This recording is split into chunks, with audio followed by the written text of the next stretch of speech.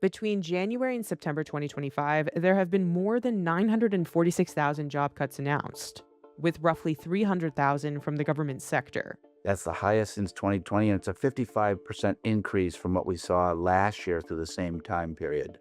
It would make sense to think AI is to blame for the layoffs. Now that we've had generative AI come in and kind of change the equation, investors and boards are asking management teams, how are you using AI? Why aren't you using AI? Can AI help you streamline costs? But the latest round of layoff announcements in the fall of 2025 suggest AI might not be the root cause of the restructurings. They also seem to be real signs that something new is happening, that we've turned a corner in the economy. So we've seen a wide range of reasons. You're not really seeing companies say, I am cutting 10,000 employees and replacing them with one single computer. Using AI and introducing it to save jobs turns out to be an enormously complicated and time-consuming exercise. I think there's still a perception that it's simple and easy and cheap to do, and it's really not. There's no doubt AI is a powerful force in the economy right now. The extent to which we think it's affecting the economy and hiring is in graduate level, low-skilled jobs. We haven't been able to find yet much evidence that AI is capable at this moment of taking over sort of white-collar, middle management jobs. So, why are we seeing so many layoffs? And how much of it is because of AI?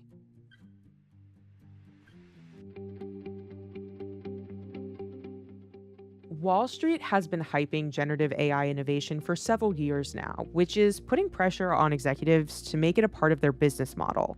79% of CEOs in the US said they feared they could lose their jobs within 2 years if they didn't deliver measurable AI-driven business gains. Investors need to be a little careful with what some people have called AI washing. And what that is this idea that because business is deteriorating or there's some difficulty going on with the business, you say, oh, we're letting people go because of AI. No, you're letting people go because the business is hurting and calling it AI, and because Wall Street is buying anything with the letters A and I attached to it. And so what you might find is you would actually get a bump in your stock because you're letting people go because of AI. There's this kind of financial fiduciary incentive for management teams to say they're using AI and say that strategies are related to AI, even if it's not totally related to AI. There's been surveys that have come out that found companies are attributing certain strategies and plans to AI, but it could be as simple as, using AI to write an email for you, right? Is that really a revolutionary use of this technology? No, but can you say you're using it as part of your strategy? Technically, yes. We spend a lot of time looking carefully at companies that are actually trying to implement AI, and there's very little evidence that it cuts jobs anywhere near like the level that we're talking about. And in fact, most cases, it doesn't cut headcount at all. It may come effectively later on by improving productivity, so you get some of the effects of it. But it turns out it's really, really hard to cut headcount with AI.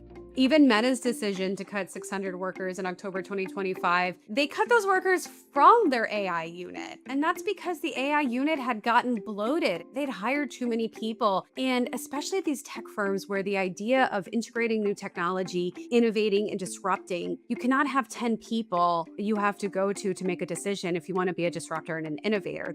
Companies are announcing big layoffs all the time. In a given year, there could be 1 million announced layoffs. The question is whether or not there's other hiring going on. And the problem we have is that there's no official hiring data. We've seen a wide variety of reasons for the layoffs that we've seen in recent months. Sometimes it's related to a larger restructuring at the company, an effort to reduce costs. Sometimes it's related to changes in the business. This is kind of a trend in corporate decision making where big corporations become really fat over time, right? You have all these layers of middle management, and it takes a long time for people to get things done, right? Corporate employees spend a lot of their times in meetings. They spend a lot of time talking about work, but not a lot of time actually doing work. As we enter into leaner economic times, you're seeing companies kind of rethink their corporate structures. Do I need 5 layers of management for one project to get done? If I cut out 3 to 4 of those, how quickly can we actually have this project out in front of customers? And when you're in a high interest rate environment, the job market has become weaker. Consumer spending has become weaker. You don't really have the luxury to have 5 layers of management to go through every time you make a decision. I think in general, they just don't seem to worry about the consequences of overcutting, nor do they worry about the consequences of what happens if they're guessing wrong about recession. So there's been some interesting research over the last couple of years showing the costs of doing that. And basically, the short conclusion is the longer you can resist a layoff, the better your financial performance is likely to be. And part of that is because you don't save as much money by cutting as you think, but also on the rebound, it takes you a while to bring new people in, get them settled, not disrupt the place, and then turn things around. There's a great story out there that maybe people want to tell about the coming revolution of AI wiping out all the jobs. Let's just be skeptical of that till we have a little harder evidence.